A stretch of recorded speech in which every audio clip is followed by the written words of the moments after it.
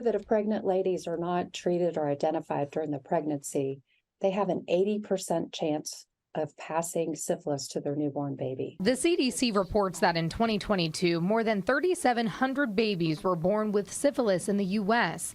This is more than 10 times the number in 2012.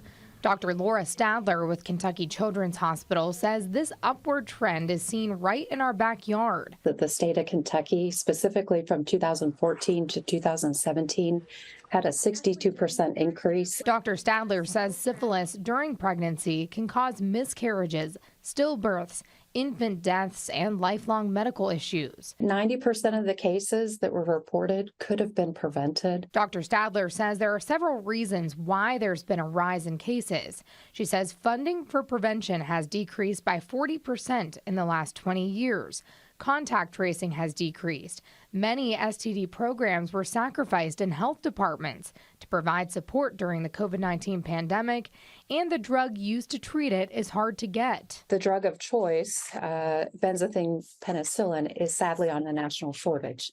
So this drug, which is used to treat pregnant women, is currently prioritized for pregnant ladies, meaning that is the patient group that should receive that drug. Dr. Stadler says many women in Kentucky aren't receiving prenatal care. Pregnant ladies who live in what's referred to as a high prevalence area be tested at the first prenatal visit, again early in third trimester and at delivery.